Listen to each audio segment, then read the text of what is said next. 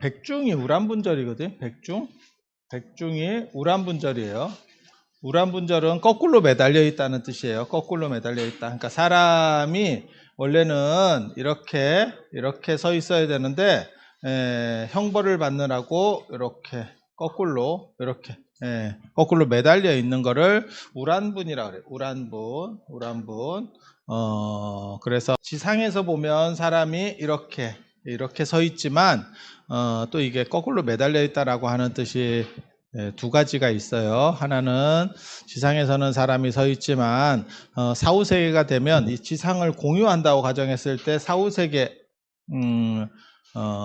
지옥 이런 데서는 땅에 이렇게 이쪽에 붙어 있는 거지. 이쪽에 붙어 있기 때문에 위에 붙어 있고 여기서는 밑에 붙어 있고 뭐 이렇게 간다라고 생각하는 이러한 개념들이 일부 있어요. 일부 있어. 그래서 두 가지 개념이라고 생각하시면 돼. 형벌을 받으면서 매달려 있다. 그 이제 고통을 준다라고 하는 의미고, 하나는 우리는 위에 서 있지만 저 지하 세계 사람들은 거꾸로 이 땅을 기준으로 해서 이렇게 밟고 있다라고 했을 때 그렇게 해서 매달려 있다.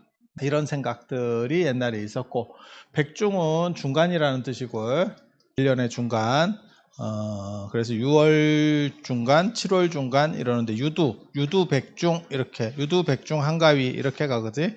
6월 보름, 7월 보름, 8월 보름. 근데 짝수는 별로 안 쳐주기 때문에 그래서 짝수는 안 쳐주는 거는 이 동아시아의 기수우수 문화 때문에 그런 거예요. 기수우수. 그래서 우수라고 하는 짝수는 좀 떨어지는 거, 그 다음에 기수, 홀수는 좀 높은 거.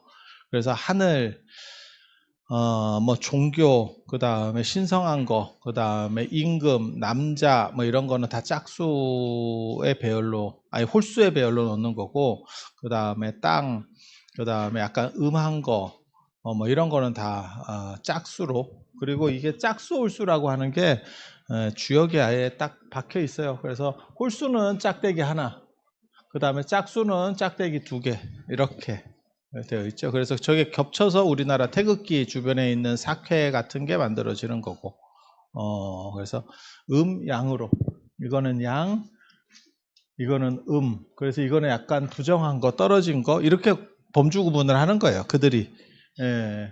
이거는 약간 떨어지는 거, 이거는 좀 좋은 거, 이렇게. 그래서 종교나 이런 데는 전부 홀수. 그래서 부처님을 한 분 모시든지 세 분 모시든지 뭐 이렇게 하는 거고, 짝수는 거의 안 나옵니다. 짝수는 아주 많을 때, 그러니까 500나한, 뭐 3000불, 뭐 이런 거 할 때 짝수 나오고, 그 외에는 잘 안 나와요. 그리고 특수한 의미가 있을 때는 사연이 있는 거예요. 사연이. 그 짝수를 쓸 수밖에 없는 사연들이 있는 거예요. 그래서 그런 거는 언제 하냐면 이불병자상, 부처님이 두 분이 계셔. 그거는 석가모니 부처님하고 다보 부처님하고, 그건 법화경 안에 나오는 그러한 내용이고, 그래서 이렇게 그냥 범주 구분하는 거고, 양은 햇빛을 나타내는 거였고, 음은 그늘이에요. 원래는 여기서 시작하는 거예요. 그래서 천존집이라는 말이 있거든요. 천존집이, 하늘은 존귀하고 땅은 비천하다. 그래서 천존, 하늘은 존귀하고 땅은 비천하다. 이렇게 아예 딱 박아놓은 거예요. 그러니까 옳으냐 그르냐를 얘기하는 게 아니야. 그들은 그렇게 생각했다. 그들은 그렇게 생각하고 그들은 그렇게 범주 구분을 해놨다. 그래서 그렇게 돼 있어서 백중이라는 건 중간이라고 하는 거고, 백종이라고도 쓰는데 그건 100가지 음식이 나온다 그래서 백종이에요. 100가지 종류라고 해서 백종. 그리고 그거는 우리랑 기후때가 달라서 나타나는 거고, 우리나라나 동아시아는 이때 저 남쪽 지역, 중국의 저 남쪽 지역에 가지 않는 이상은 지금 이렇게 많이 나올 때는 아닙니다. 우리 정도 위도에서는 절대 나올 일이 없고요. 그래서 백종, 우란분절 이렇게 쓰는데 명칭들이 사실은 다 차이가 있다더라. 그래서 그런 정도. 그리고 우란분절과 관련해서 우란분절을 5대 명절이라고 불러요. 5대 명절, 불교의 5대 명절. 4대 명절은 뭐냐면 부처님 탄생하신 거, 석가탄신일, 그 다음에 출가하신 거, 2월 보름, 그 다음에 돌아가신 거, 아니 2월 8일이 출가하신 거, 그 다음에 돌아가신 거 2월 보름, 그 다음에 12월 8일이 이제 깨달음을 얻으신 거, 그걸 4대 명절이라고 부릅니다. 그러니까 탄생, 죽음을 열반이라고, 이거 완전한 깨달음이라고 해서 열반이라고 하고, 그 중간에 출가하고 깨달음이 있는 거예요. 성도. 요건 이제 4대 명절이라고 하고, 여기 이제 플러스 하나가 더 들어가는 게 우란분절이에요. 우란분절. 여기 절자가 들어가는 건 명절이라고 하는 뜻입니다. 그래서 불탄절, 석탄절, 석가탄신일, 부처님 오신 날 이러는데 거기에도 절자가 들어가고, 성도절도 절자가 들어가고, 그런데 열반절 이런 표현들은 잘 없어요. 출가절, 열반절 이런 건 없고, 그런 때는 보통 제일이라고 해요. 제라고 하는 거는 몸과 마음가짐을 바로 한다, 재개한다 라고 하는 뜻이에요. 그래서 불교에는 제사는 없어요. 무조건 제만 있어요. 제만. 유교 거고, 유교 제사의 특징은 밤에 하는 거고, 그 다음에 그 집안의 남성이 하는 거고, 그리고 고기 중심으로 하는 거고, 불교는 아마 조선시대 때도 유교 제사는 제대로 안 했을 거라고 생각을 합니다. 이유는 뭐냐면 11시 너머에 절에서 제사를 지낸다는 게 현실적으로 거의 불가능한 일입니다. 그리고 그것도 뭐 바로 옆에 절이 있는 것도 아니고, 보통 뭐 1시간, 2시간 걸어가야 절이 있는 그런 정도 상황에서 산에서 제사를 제대로 지냈다고 생각하지 않습니다. 그러니까 그러면 유교에서 절에 이렇게 제를 지낸 건 뭔데요? 그거는 한 번 더 해서 플러스 알파로 이런 재개를 한 거예요. 재개를 한 거. 그래서 천도제, 49제, 그 다음에 기제사도 오늘날 기제사도 마찬가지예요. 절에서 기제사 위탁해서 해요. 우리가 못해서 집에서 하기 힘들어서 기제사를 위탁합니다 라고 하지만, 이것도 완전 기제사를, 유교식 기제사를 하는 건 아니고요. 불교식 제를 하는 겁니다. 그래서 낮에 하는 거고, 그 다음에 소제 중심으로 하고, 그러니까는 풀떼기 올라가고, 그 다음에 술 대신에 차가 올라가고, 이렇게 하죠. 절에서 기제사 한다 그래서 고기 올려주고 뭐 그렇게 안 하죠. 그 다음에 뭐 밤에 하고 새벽, 그러니까는 뭐 11시 자시에 하고 뭐 그 집에 대주가 왔냐 안 왔냐 그거 따지고 뭐 이렇지 않아요. 그래서 그냥 기제사라고 하는 이름만 이렇게 갖고 간 거지, 사실은 불교식으로 다 어떻게 보면 리셋한 거예요. 다시 리모델링 해가지고 쓰고 있다라고 보시는 게 맞을 겁니다. 그렇지 않으면 유교처럼 진짜 고기 넣고, 유교의 향교나 뭐 서원이나 안 그러면 저 종묘 제례나 이런 거 보면 고기가 메인이에요.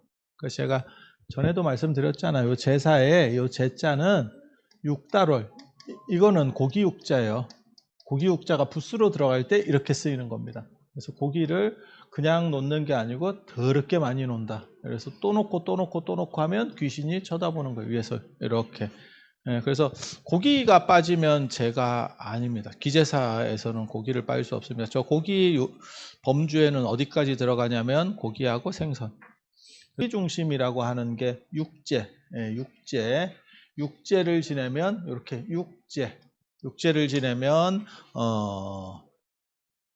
유교제사, 그 다음에 소제라고 풀제사라고 하면 불교입니다. 그래서 기제사를 지금 위탁 상품으로 하고 있기는 하지만 실제로는 내용을 슬쩍슬쩍 바꿨다더라 라고 하는 거, 지금 그렇게 내려온 거예요. 지금 현재.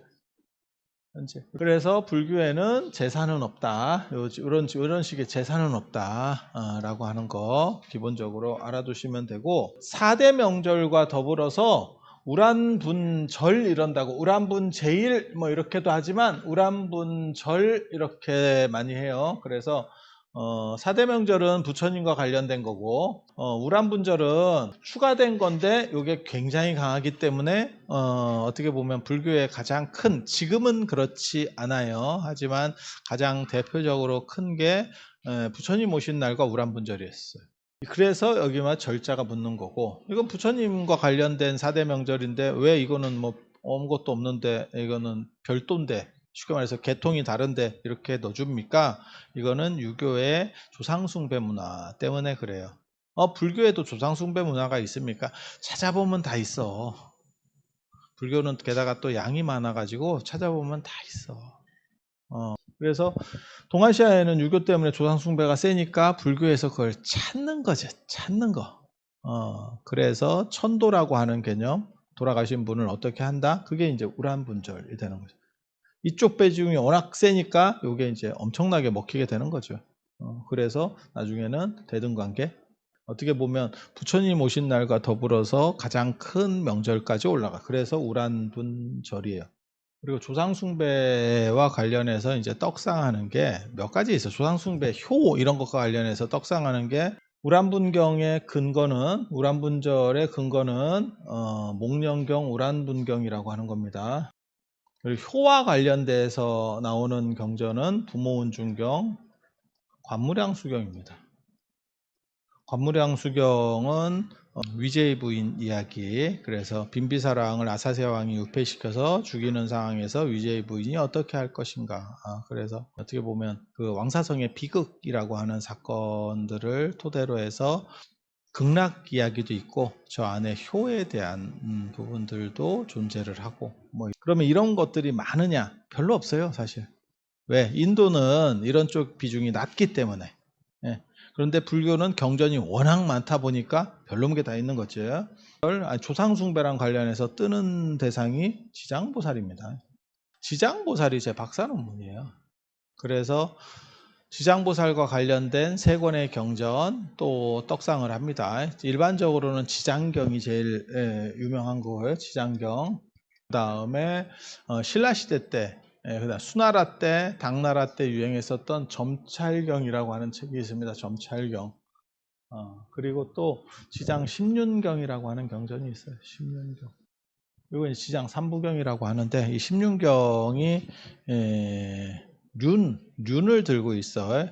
그래서 우리나라 지장보살상 중에 제가 보기에는 가장 좋은 지장보살상은 고창 선운사 도소람 지장보살상, 그거로 지정이 되어 있습니다. 보물인가?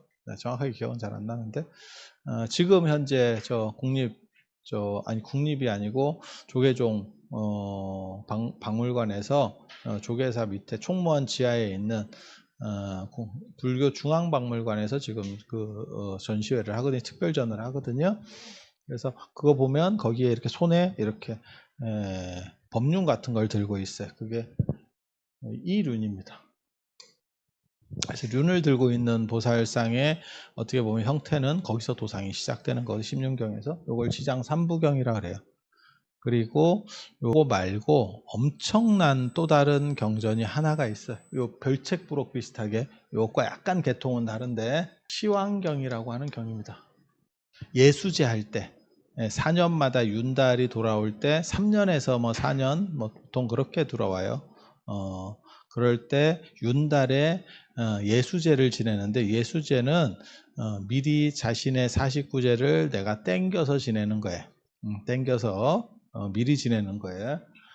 그때 이 시황경이 사천성 성도 쪽에 계셨던 장천이라고 하는 스님이 당나라 때 쓴 책이에요. 그 시황경이라고 하는 책입니다. 그래서 그 시황이 우리가 알고 있는, 여러분이 알고 있는 뭐 염라대왕 하는 그 시황이에요. 제1전에 진광대왕, 제2전에 초광대왕, 제3전에 송제대왕, 제4전에 오관대왕, 염라대왕, 그 다음에 변성대왕, 태산대왕, 평등대왕, 그 다음에 뭐 하나 어디 갔지? 10번째가 오도전륜대왕인데 잠깐만, 우리 이런 것도 가물가물해가지고 도시대왕, 9번째 도시대왕 뭐 이렇게 해서 총 10명의 세트를 만드는 그걸 시왕이라고 합니다. 10왕인데 그냥 발음이 탈락되면서 시왕이에요. 10빵, 동서남북, 그 다음에 사방팔방, 상하에, 그래서 10방을 시방, 이렇게 하듯이, 이렇게 탈락되는 거예요. 그래서 시왕이 10명의 왕이라고 하는 뜻이에요. 그리고 중국에서는 지장보살을 지장왕보살이라고 불러요. 왕보살이라고 부르는 이유는 시왕을 거느리기 때문에 밑에, 그래서 왕들의 리더라고 하는 의미에서 지장왕보살. 그리고 지장보살은 특별히 꺼머니 부처님께서 열반하시고 미륵 부처님이 오시기 전까지 무불시대라고 그래요. 부처님이 안 계신 시대, 그때의 대리권자입니다. 그래서 지장보살은 일반 보살보다 한 등급 높다. 그래서 지장왕보살.